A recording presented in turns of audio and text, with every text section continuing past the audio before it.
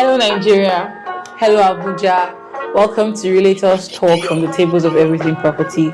I'm Judith, the real estate chef, and with me in the studio is Tayo. It's so amazing to be on one of these episodes. I've been looking forward to this for so long. Today, Have you? Well, I have. I haven't. I honestly haven't. Anyway, I think it's just the election, post-election drama that's getting to you. So we believe that it would turn out all right. I mean, the youths came out and we made our voices heard, and we hope that we count for something at least for the first time in Nigeria.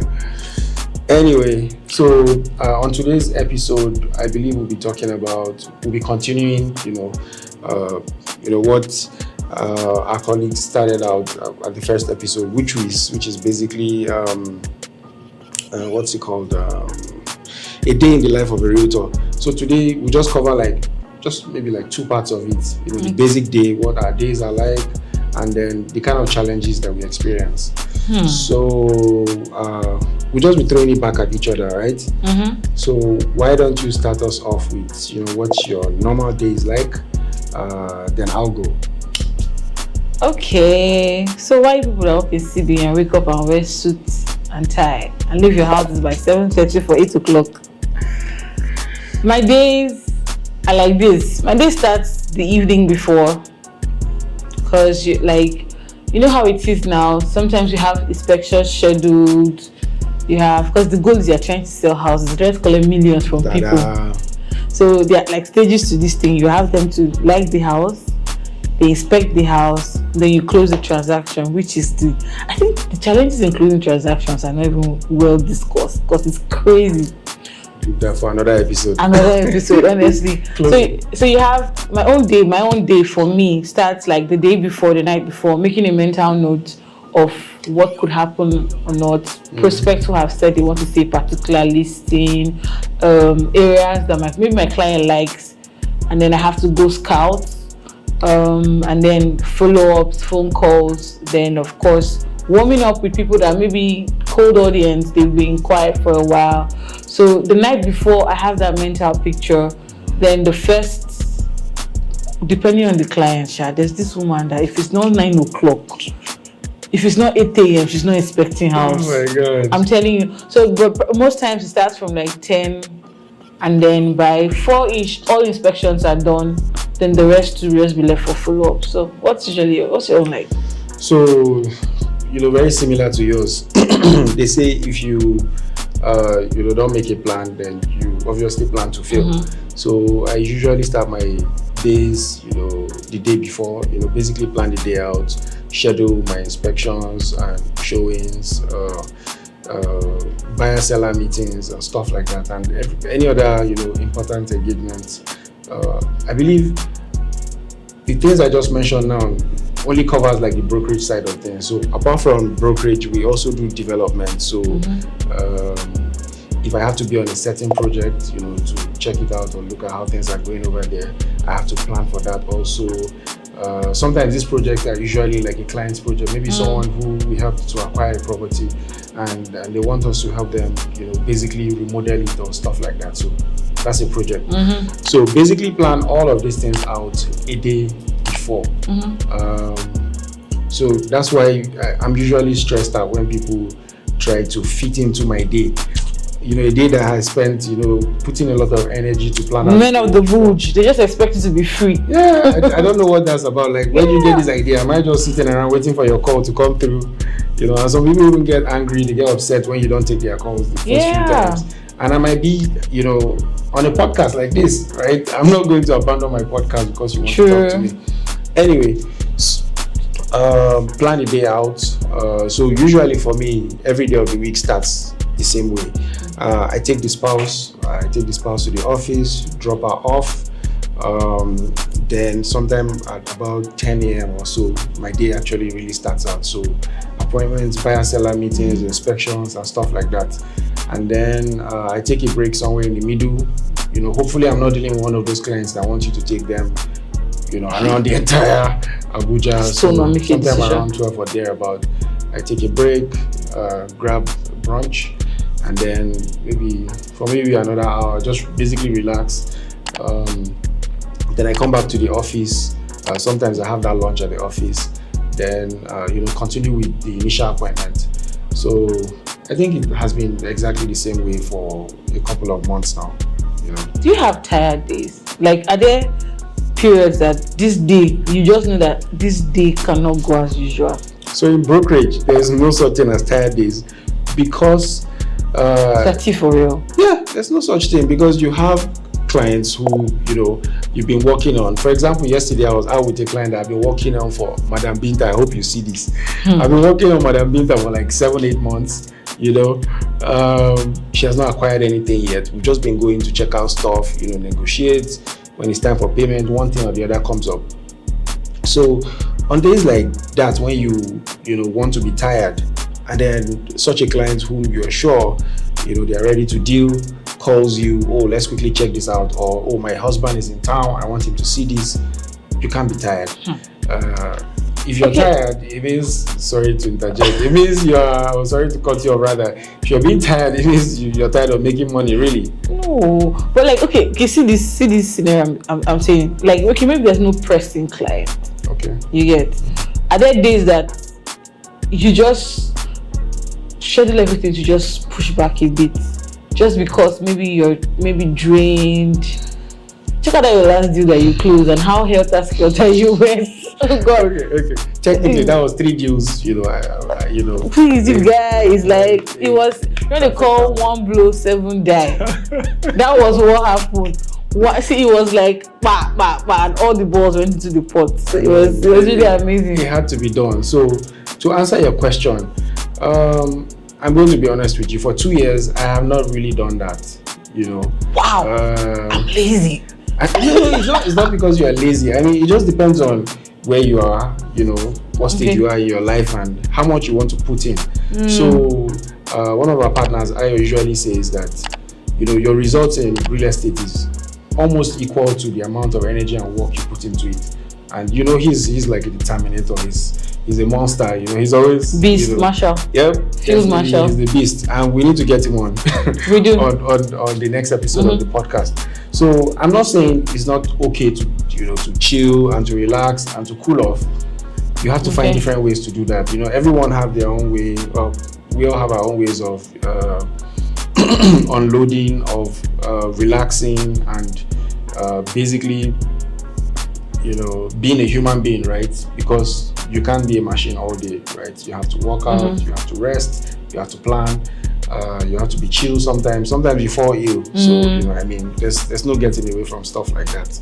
While you were talking, you mentioned something about the energy you put in being what you get back. Yes. And then I remember before we came live and all that, we were talking about the misconception about real estate being a field of luck over a field of numbers. Please, guys, hear me loud and clear. You intend to do real estate, you intend to join, please, he will broaden it, but it's a game of numbers, statistics. It's like, if you can get 25 people to see a certain property, then you are definitely going to get this kind of result. Yep. That's the math. So the goal is always to hit. And for me, as a young realtor, it was hard in the beginning. It just really felt like it was a game of luck. But now, how did you adjust to that reality? Did you start off knowing that it's a game of numbers? Okay, I guess I learned eventually that from experience, for our experience, as Everything Property, we believe 1 out of every 10 people and every 10 prospects that you work with, you can close, right? So in order for you to be sure that you're going to close in a month, you have to work with at least 10 prospects that month. So you need to probably have a journal, see the numbers, and then take notes, right? Guys, you need to take notes. You need to know where you are at with every single prospect, and then follow up with calls, text messages, WhatsApp, and stuff like that. So that way, if you are doing 10, 20, prospects a month, or let's say bi-monthly, then you are looking to close at least 2-3 deals that month. Within those 2 weeks. So you have to understand that it's just how it works. It's like when we were younger as guys, when you are, pursuing ladies, like when you are chasing after ladies, right? You don't want to chase after one girl like for like 50 years, and then she hops on and goes to marry, some other dude. So you want to spread your options. Yeah, you need to. So that's why it's weird when back in the day people they won't feel too happy when they hear that someone you just left, just married. Yes, like he was just toasting me last week and now he's married. Like, I mean, what do you expect? So men or guys naturally know that it's a game of numbers. So now you have to bring this into not just real estate, like into other business. I believe every other business has their own. They have the process, and you know how many no's you have to get before you can get a yes. And if you don't yet, I guess you have to stay in it long enough, and then you eventually figure it out. And once you know that, you need to always walk to. If you want to close 20 deals a month, it means you have to talk to about 200 people. That's a lot of people. So it's not easy, but I believe it's achievable. So every month you have to be expanding your prospect base, just keep increasing it. Oh wow, that's anyway, it took me a while though. I first came with the mindset of luck. Then I'm like, girl, switch it up. This is numbers. And when that happened, the workout, like you just find yourself being an entrepreneur with it, irrespective, because you're constantly thinking, how can more people know that this is what I do and I do it well, so they can trust you? And then it's very key. Talking about prospects, let me just ask you, how do you generate leads? How do you generate prospects? I'm just asking. So first of all, I'm going to be honest with you. I can't tell you how I generate leads, like personally, because if I do, okay, I'm just kidding. Okay. So trust me, he got me. I was already like, it's not fair. So how we make this happen is for EP, approximately 2 years ago, we decided on something. We noticed the trend. You have to grow a brand, right? If you want to generate long-lasting leads, or you want to have a system where you consistently keep getting referrals and people can always check you out and know who you are, you need to create a brand. You need to, fund that brand. You need to grow a team around that brand where everyone is benefiting in one way or the other, right? It's one of the things we try to do at EP, to make sure that everyone on the table, will always have a piece of something at the table. So it's not just a place where, you're just being used and you're not getting anything in return. The goal is you get as much as you can. It could be knowledge, it could be network, it could be friendship, it could be, whatever you want it to be really, but you need to also get something in return. So it's was it social media? Was it it's largely a combination, right? So you have people within your network, your personal network. So let's say on WhatsApp, who probably do not know what you do, right? That's a problem. Sometimes we are so afraid to put out what we do, what we are selling, or what service we are providing, and I don't know where that comes from, right? And really, you have to fail at a lot of things. Many motivational speakers say, "Oh, be consistent." Please say it again. Yeah, you have to fail at a lot of things to be good at something, right? So a lot of motivational speakers keep telling you, "Oh no, stay at it. Just keep digging in," and so that sort of puts some people in a place where they shouldn't be, right? And what I mean by that is, they feel like, "Oh, yesterday I was just selling shoes, or yesterday I had a fashion brand." Like for me, back in 2019, I was more focused on my fashion brand, than EP. So some people will say, "Oh, you used to sell glasses back in the day, why?" And I'm like, "Why not?" Right? So that fear for some people, they usually can't shake it off and can't tell people that, okay, this is who I am now and this is what I do, and I can actually help you. Like in real estate, for example, I can help you put all of that money you're parking in your bank account to really good use. I can help you grow your portfolio or whatever, and make sure you're always hedging against the economy, against devaluation. I mean, it's not a lot, but it's better than just leaving that money in the bank. Yeah. Right. Do now you mentioning that, right? It just gave me flashback. I was doing food. Even in the beginning of EP, I was very distracted. It was, and I don't know, maybe this conversation maybe will help somebody. I don't know, because when I was doing food, I had this boyfriend. I'm sorry, I had this boyfriend. Bring this guy into it. What's his that name? would tell. No, please, let's not call let's not do this. I had this boyfriend then. You'll be like, Judy, if you don't do just one thing in this life, people don't just know you for only one thing in this life, people won't take you seriously. So, considering that was someone who I actually genuinely respected, it affected my mind. So, telling people that, oh, I've left food. If I had somebody once tell me, Judith, you know, you can quickly switch. I'm like, kilo shele. I just left food for real estate. Technically, you can't leave food. You ate before coming here today, right? Okay. I don't know why food is something that someone will have to tell you to leave. Food is what you do, it's part of it. So, but you know, people want, you know, at the point I struggled with posting on my WhatsApp. So I had to keep telling me, Judy, can you start posting properties on your WhatsApp status? And that really changed a lot. So I think we have to lose the fear, and then maybe you don't have you actually don't have even up to 50K in your account, and you're telling somebody to buy 200 million naira ass. It does not matter. It takes a while to know that it doesn't matter. Yes. At least for me, that was the experience that I had, and it was like, how did I tell you guys to buy 4 million naira house? Why did you say 4 million naira house for me? I still do like this. Now that is it. So it is what you are selling. The fact that you're selling a 4 billion naira house, for example, does not mean you have 4 billion naira. You're working for a commission, right? You're working to build your network. So where do we get the idea that because I am selling a product, I should be able to afford it? It makes no sense. What that means is every guy who is selling a Ferrari should have a Ferrari in his house. How does that make any sense? Make it make sense. You get what I mean? When the satisfaction can just come from being able to sell it. You're getting it. Just being able to provide a service to someone, and they would appreciate and be like, oh, this guy or this lady put in a lot of work, and I can see that you made this happen for us, right? And then in the future, you know, within a very short period of time, they can, you know, in turn flip that property for a margin, and they can be like, oh yeah, we did like 15, 20, 30% within, you know, this period. So it was the service that you provided, right? You can't take that away. Okay. Sorry. So with scouting, one of the things we do, like I do, almost every day, really, is scouting. And for me, and I know you have your own experience, which you will talk about shortly, but for me, usually it goes, you know, like this. I will be driving out somewhere, maybe even going for a meeting or whatever, and I'll notice building a project or something. I'll be like, oh, I've always been seeing this. I mean, the same thing happened to Jess and I, you know, just the week before the elections.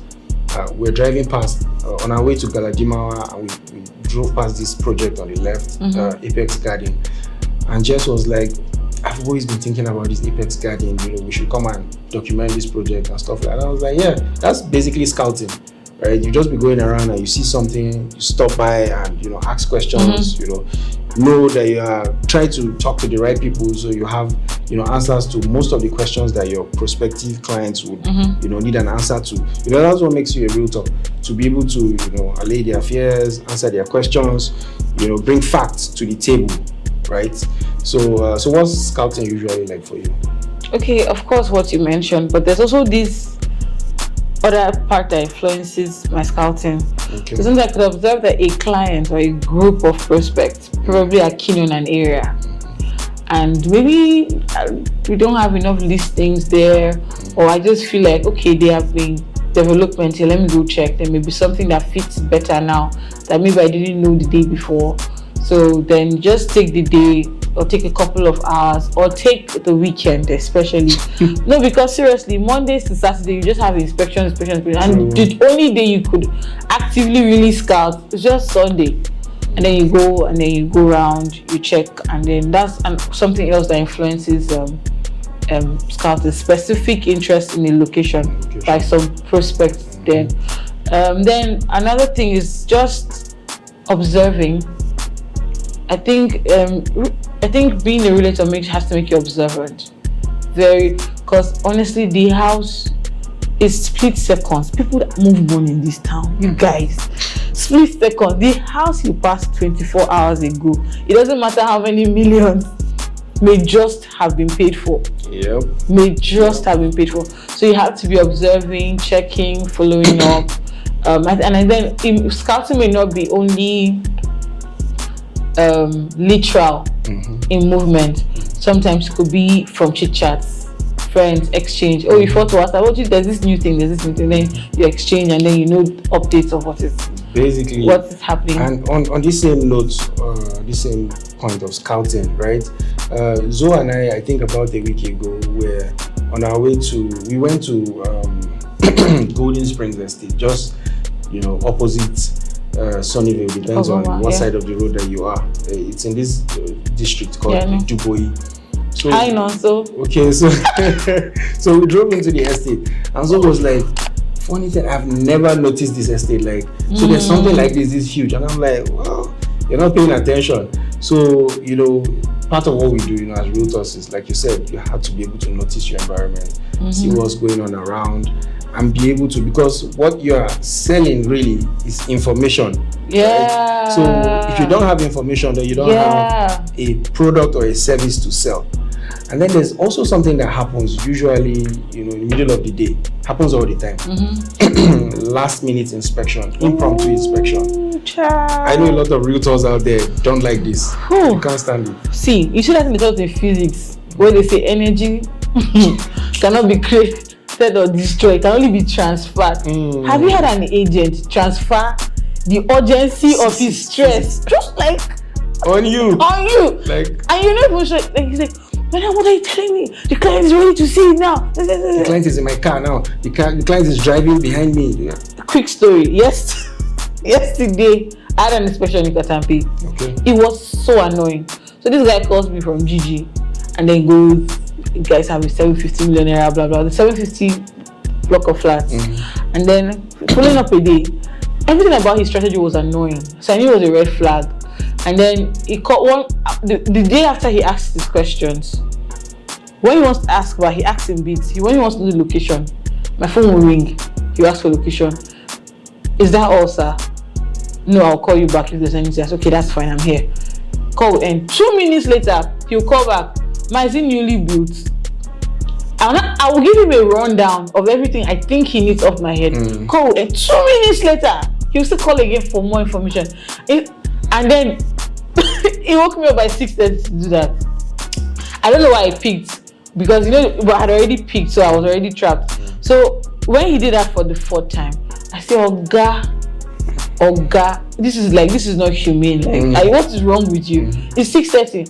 Then finally the day of the inspection comes. I pull these people out because the apartment has a staff. She lives in Pape, so she had to.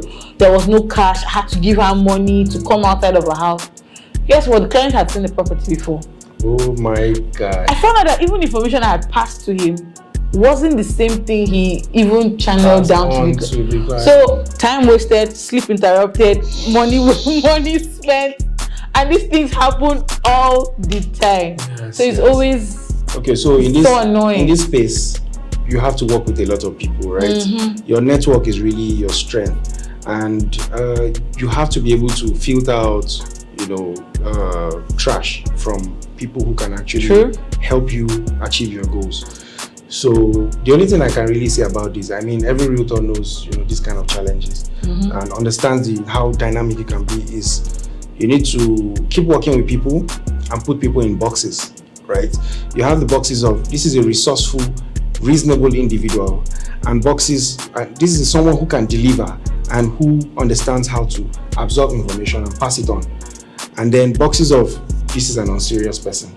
So for example, while we're on this podcast now, some realtors out there can call me right now and I will literally stand up because I know that this is important business. This is important Maybe we have business that's pending or something, but this is a serious guy.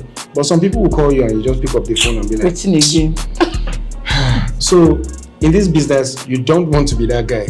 That's really all I can say about it. So you want to be the person who will be in the blue box, which is, resourceful, reasonable, understands information and how to pass information along, right? So another thing that comes to mind, when we're talking about a day in our lives that I believe we've not mentioned so far, it's delegation. But before we talk about delegation, how do you now deal with this last minute inspection? Because that's the next answer will be delegation. Or maybe let me start from me. Let me let you talk about No, it. start from you, please. Okay, so it's usually simple, right? You've already, the keyword there is prioritizing, weighing all these transactions, all these appointments, right? They're basically appointments. So let's say you have appointment A, B, C. So you look at the three of them, they're happening around within the same time frame. Which of them do I have to be there, like me physically? Which of them am I working with other realtors who are resourceful, who have my back no matter what?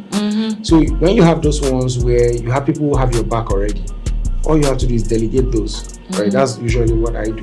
So, and we have a huge team. You know, you can an amazing team. Yeah, and very, very close knit. Please, can we just see, if you EP guys are just the bomb. They are steadily repping. So usually at EP, when someone is in town or when someone is out of town rather, you cannot really tell. Sometimes 2, 3, 4 key people will not be on ground, but you know, business, you know, will continue to go on. So you want to have a network of people that you can rely on, right, in this business. I know this episode is supposed to be about the day in the life, but somehow many lessons are popping up. Just basically throwing out there. So how do you deal with like those last minute inspections? What do you? No, you've actually said it all. It just further stretches the fact that you must build the right team. I think it was January. Otumba himself, aka George, was having a conversation with me, and then it was just a gist about encouraging chat, and he said 2 things. He said he told me with a story. There was this girl who she'd been in the business for a while, hadn't made something huge. Then she suddenly closes terraces, 70 million naira each, and she was the only person inside. So buyer seller, like she had a good cut and she made good money. But that happened, and then I think 3 days later she closed another deal, and I think there were just 2 the next time. So he was like, he's so happy for her, but he's also concerned for her. And then I was like, why would you say you're concerned for her? And he said, because in this business, you build 2 legs of relationship, or 2 feet. The first one will be in developing and steering and building your prospect. Of course. Then the second one will be with your colleagues. And then he was just trying to say she needed to do more better in that. Because it was like, with your colleagues, it's so necessary because you can never know it all. That's why under the tree is good. And I know that's why Ewa likes being there. You will know what under the tree is later. No, but he was just trying to say, so it's the same thing. When you can talk about prioritizing such inspections or scenarios because you have cultivated a good team that would help you. So it reminds me of that AY and Realtors deal in Maitama, that land guy. AY was not in town, and then so it's always good. So prioritizing it is actually at the end of the day. Oh, fantastic. So I don't know if we have covered, you know, everything well from our own perspective. I believe we've covered. It's okay now. Let's not bore them. Because I feel like we want our viewers to tell us also about, you know, what their day usually is like, whether you're in real estate brokerage development and what they want us to talk about. Oh, okay, that would be interesting. It would be interesting to know what you guys would like to know about, you know, the real estate brokerage space. You know, we are, you know, one of the goals of this podcast is to educate young people, because a lot of our, you know, by our I mean young people, you know, under 40. I'm not 40 yet, just in case you guys were wondering. Definitely, I'm not. So, one of the problems we have is the fact that we don't have access to the kind of information, and information is power. Information is a tool that will liberate young people, that will help us really dominate this space. So, only a handful of young people have been in real estate for, you know, a very short time, and they've been really successful at it. Really, really, you know, handful, just a few people, and they're mostly like in Lagos. It's like 90% Lagos, like 10% Abuja. But the goal of this podcast is to put out as much information about the real estate industry, you know, entirely out there, to no matter who you are, whether you're looking into getting into this space or you are, you know, a practitioner in any other industry, right? To just have a space where you can learn stuff. I feel like it's one of, not I feel like, I know it's one of the goals that we wrote down for the podcast. So please Feel free to ask us questions in the comment section. Feel free to make recommendations. Like, We'd share, like to know what subscribe. you want us to